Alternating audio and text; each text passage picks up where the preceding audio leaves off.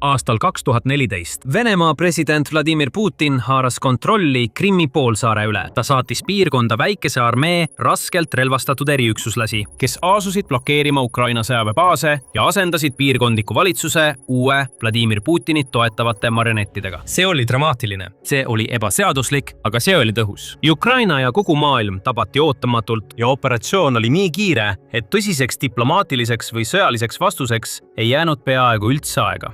Putini jaoks missioon oli tohutu edu.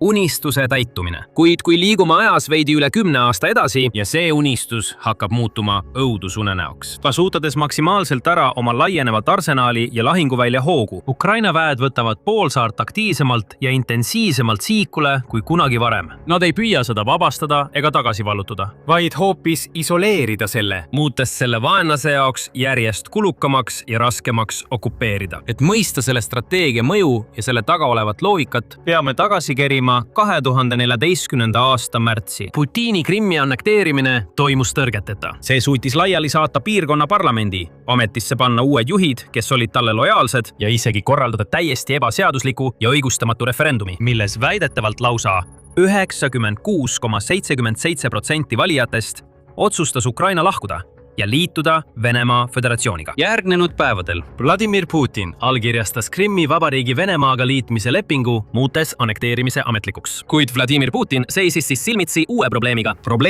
mis oli seotud Krimmi ainulaadse geograafiale. Kuna Krimm on poolsaar, sinna ei ole kõige lihtsam ligi pääseda. 2014 aastal ainus viis sinna maad mööda Venemaalt pääseda oli ületada rahvusvaheline piir Ukrainaga ja läbida mitu Ukraina piirkonda, Donetski, Zaporižja ja Hersoni oblast, enne kui siseneti Krimmi põhjast. Teised võimalused olid reisida õhuteed või meritsi, parvlaevadega üle Kertši väina, suhteliselt kitsas veetee, mis ühendab Musta mere ja Aasovi mere. Krimm jääb läände ja Venemaa Krasnodari krai itta. Enne annekteerimist Krimm sõltus oma elutähtsa kütuse, toidu, vee, elektri ja tarbekaupade osas täielikult Mandri-Ukrainast. Pärast annekteerimist oli Venemaa ülesanne neid samu ressursse kohale toimetada, kuid ainult parvlaevaga polnud see eriti tõhus. Putin soovis samuti üha rohkem venelasi Krimmi kolima julgustada, ostma sinna maju, alustama ettevõtlust või puhkama kõikjal poolsaarel. Selle kõige tegemiseks pidi ta sinna pääsemise lihtsamaks tegema. Seega andis ta korralduse ehitada Kertši väina sild, tuntud ka kui Krimmi sild. Tõeline kaasaegse insenerikunsti ime. 19 kilomeetri pikkuse silla ehitus algas 2016 aasta veebruaris ning see avati autodele ja teistele sõidukitele 2018 aastal. Silla raudteelõik avati aasta hiljem. Varsti ületasid seda silda 10 000 sõidukid, mis oli Euroopa pikim iga päev.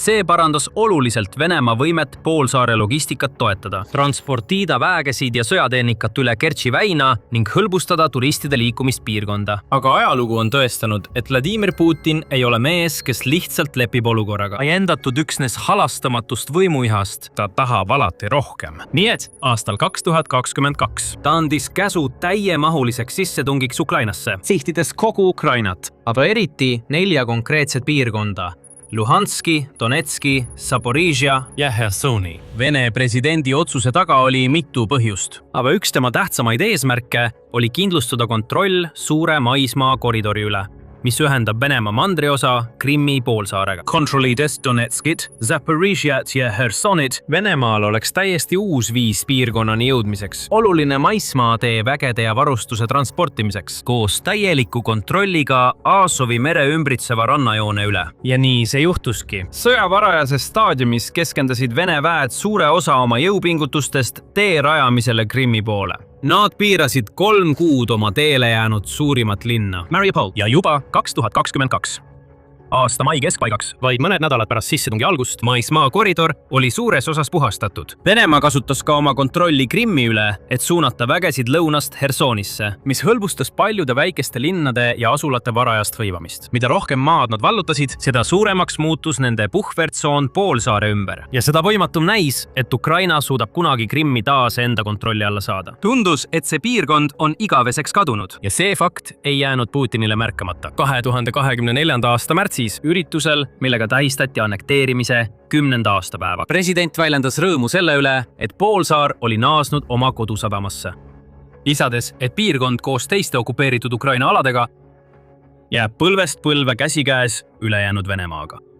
Tol ajal, kuigi Ukraina oli suutnud korraldada mõningaid rünnakuid Krimmis ja selle ümbruses, sealhulgas mitu rünnakut Kertši sillale, tundus, et Putinil oli õigus. Kuid kui jõuame 2026. aasta suvesse ja Venemaa kontroll Krimmi üle on märkimisväärselt vähenenud tänu Ukraina järjepidevale kampaaniale, mis sihib piirkonna kaitset, logistikat ja varustusteid. See kampaania on väidetavalt kestnud alates 2022 aastast, kus Ukraina on korraldanud aeg-ajalt rünnakuid sihtmärkidele nagu Krimmi lennubaasid, sadamad ja kaitserajatised alati, kui selleks võimalus avanes. Aga selle tõhusus ja intensiivsus on 2026 aastal tõesti märgatavalt kasvanud. Kiievi väed planeerivad ja viivad nüüd ellu lakkamatuid rünnakuid teede, sildade ja taristu vastu ja sõjaliste rajatiste vastu. Need on põhjustanud ulatuslikke elektri- ja veekatkestusi, katkestanud varustusteed ja paisanud kogu poolsaare enneolematutesse kaosoludesse. Paanikas turistid ja Vene elanikud seisid järjekorras, et piirkonnast põgeneda.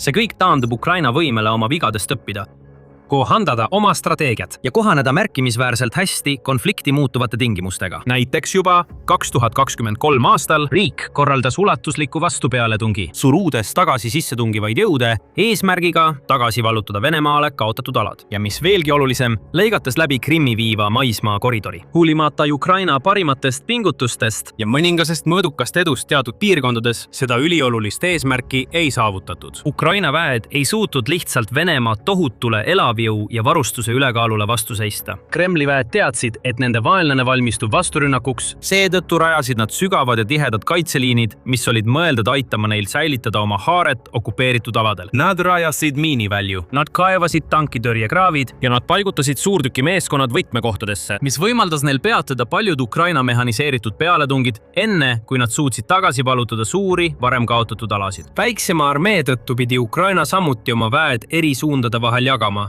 mis tegi Venemaal ilmselt lihtsamaks pealetungi nurjamise. Kui tolm oli lõpuks vaibunud, Ukrainal õnnestus 6 kuu jooksul tagasi vallutada vaid väike arv külasid ja asulaid, kuid selle käigus kaotati palju sõdureid ja varustust. Ukraina sai valusalt teada, et otsene frontaalrünnak maismaa koridori vastu ei toimi. Vene kaitseliinid olid lihtsalt liiga sügavad ja tihedad, et neist läbi murda. Aga siin tulebki mängu Ukraina taktikaline paindlikkus. Selle väejuhid mõistsid, et nad ei pruugi neist kaitseliinidest läbi murda, aga nad võivad neist üle minna. Neil oli lihtsalt vaja selleks õigeid tööriistu. See võttis aega, aga riigi kaitsesektor võttis väljakutse vastu, arendades suuremaid, paremaid ja nutikamaid droone koos kaugmaarakettidega, tuues aeglaselt, kuid kindlalt üha rohkem Krimmi sihtmärke oma laskeulatusse. Ukraina jätkas ka Vene varade hävitamist kogu piirkonnas, nagu radarid ja õhutõrjesüsteemid, nii et kui lõpuks saabus aeg intensiivsemaks õhurünnakuks, Venemaal oleks raske end kaitsta. Aastaks 2026 olid kõik ettevalmistused tehtud ja kõik oli paigas. Venemaa edasiliikumine oli aeglustunud teosammuks.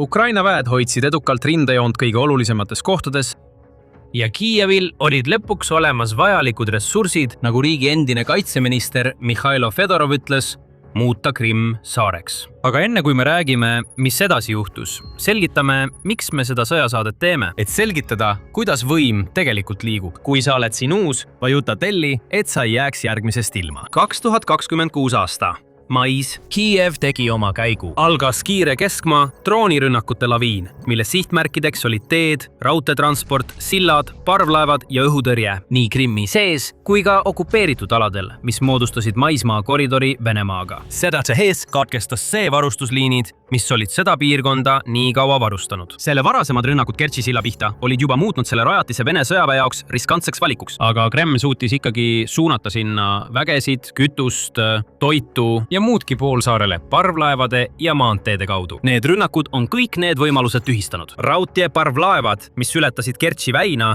muudeti ükshaaval kasutuskõlbmatuks. Siid, mis olid varem olnud suhteliselt ohutud sõjaväekonvoide liikumiseks, sattusid äkitselt Kiievi droonide kontrolli alla. Ükski koht polnud enam turvaline, ükski marsruut polnud enam kasutatav, ühendused olid katkenud ja mõju hakkas peagi tunda andma kogu Krimmis. Mõne päeva jooksul pärast Ukraina kampaania algust hakkasid ilmuma teated paanikast, mis levis üle poolsaare, kui kütuse ja energiavoog hakkas kokku kuivama.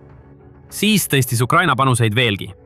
Kogu juunikuu jooksul intensiivistas Ukraina oma rünnakuid ja laiendas sihtmärkide ringi, hõimates uusi sihtmärke, näiteks elektrialajaamad, kütuselaod, logistikakeskused ja kriitiline taristu. See mõjutab mitte ainult Venemaa sõjalist kohalolekut poolsaarel, vaid ka paljusid turiste, puhkajaid ja kinnisvaraomanikke selles piirkonnas. Mais korraldas Ukraina Krimmis 22 kinnitatud rünnakut. Ainuüksi 1 juunikuu viimastest nädalatest oli rünnakute koguarv 55 ja need olid ühed suurimad ja laastavamad rünnakud, mida piirkond on kunagi näinud. Sest Ukraina ei lootnud ainult droonidele, vaid kasutas isegi oma kodumaal toodetud Flamingo tiibrakette, sihtides kolonne, mis tegutsesid maismaa koridoris ning Vene sõjasadamaid nii Mustal merel kui ka Aasovi merel. Selle tulemusena on see, mis algas paanikana, muutunud kogu piirkonda hõlmavaks eriolukorraks. Tõepoolest, 26. juunil kohalikud Kremlist määratud Krimmi võimud kuulutasid ametlikult kogu piirkonnas välja tähtajatu eriolukorra. Neile jäänud muud üle, kui ajutiselt sulgeda Kertši sild ja arvukad rongid Venemaa linnadesse on samuti tühistatud drooni- ja raketirünnakute ohu tõttu. See on äärmiselt halb uudis tuhandetele venelastele, kes üritavad aktiivselt piirkonnast põgeneda. Tõepoolest, 26. juunil sõltumatu Vene Telegrami kanal Astra jagas pilte ja teateid hämmastavalt 15 kilomeetrisest, 9,3 miili pikkusest liiklusjärjekorrast, mis moodustus Kertši väina silla suunas. Kuna lugematu arv kohalikke otsustas poolsaarelt evakueeruda, ka turismisektor on saanud tugeva löögi. Krimm on ajalooliselt olnud venelaste seas populaarne puhkusepaik. Paljud tulevad kaugelt ja lähedalt, et nautida piirkonna kauneid randu, rannikulinnu, luksuslikke kuurorte ja meeldivat suveilma. Kuid 2026. aasta suvi kindlasti ei too siia maailmaossa tavapäraseid rahvamasse. Vene reisikorraldajate, hotellide ja külalistemajade omanike aruanded näitavad kõik sama trendi. Broneeringuid on vähem ja tühistamised on laes. Tõepoolest, üks reisifirma teatas, et juunis oli tühistamiste määr koguni 80% ning juulis ja augustis 50%. Populaarsed hotellid, mis tavaliselt on rahvast täis, kannatavad rekordiliselt madala täituvuse all. Lühidalt öeldes, Vene inimesed saavad üsna selgelt aru, et Krimm ei ole meeldiv ega turvaline koht, kus olla. Need, kes plaanivad sinna minna, otsivad alternatiivseid võimalusi. Samal ajal kui need, kes on juba seal, teevad kõik endast oleneva, et sealt välja saada. Mõned tegid seda omal algatusel, kui nägid, kui halvaks olukord muutumas oli. Teised samal ajal võtsid kuulda ametlike isikute nagu Fjodorovi antud hoiatusi, kes hoiatas venelasi väga ootamatute tagajärgede eest ja ütles ühemõtteliselt, et Krimmis algab põrgu. Refat Tšuburov, Krimmi-Tatari rahva Medžlise esimees, Krimmi-tatarlaste kõrgeim täidesaatev esindusorgan, kutsus ka okupeeritud poolsaarel elavaid Vene kodanikke üles lahkuma, kuni veel saavad. Sotsiaalmeedias jagatud videopöördumises Tšuburov ütles, et Ukraina rünnakud poolsaarele muutuvad siit edasi ainult veelgi intensiivsemaks. Soovin eraldi pöörduda veel ühe osa Krimmi praeguse elanikkonna poole. Nimelt nende poole, kes asusid poolsaarel elama pärast 2014. aasta 27. veebruari. Teie viibimine okupeeritud Krimmis võltsitud Vene kinnisvaradokumentidega on ebaseaduslik nii Ukraina riiklike seaduste kui ka rahvusvahelise õiguse järgi. Nüüd, nagu te ise näete, Krimmist on lõpuks saanud rindepiirkond ja selle vabastamine Vene okupatsioonivägedest on vältimatu. Tšuburov ütles veel, et kõik, kes tahavad vältimatut karistust vältida, peaksid kohe lahkuma või peavad tagajärgedega silmitsi seisma. Iga päev, mil Kertši sild on veel töökorras, on teie võimalus Krimmist turvaliselt ja vabatahtlikult lahkuda. Varsti sellist võimalust enam ei ole. Ärge oodake, kuni Kertši sild on hävitatud ja maismaakoridor lõplikult läbi lõigatud. Vene ametnikud ei suuda enam kriisi ulatust varjata.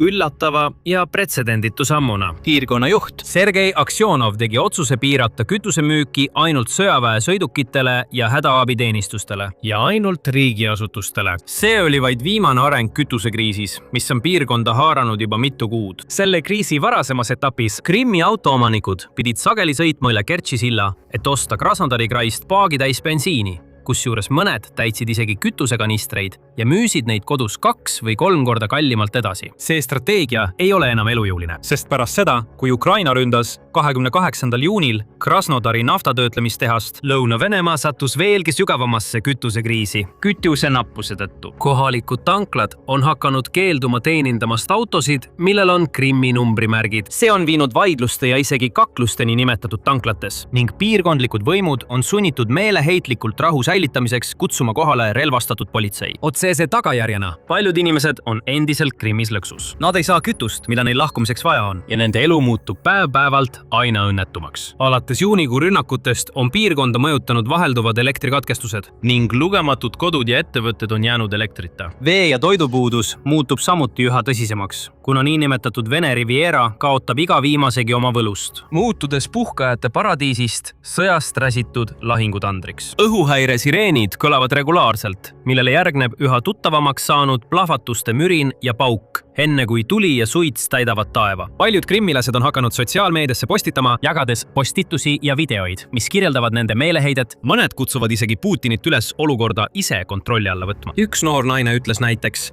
5. juulil postitatud videos: "Ma räägin Moskvale ja Putinile Krimmi rahva nimel.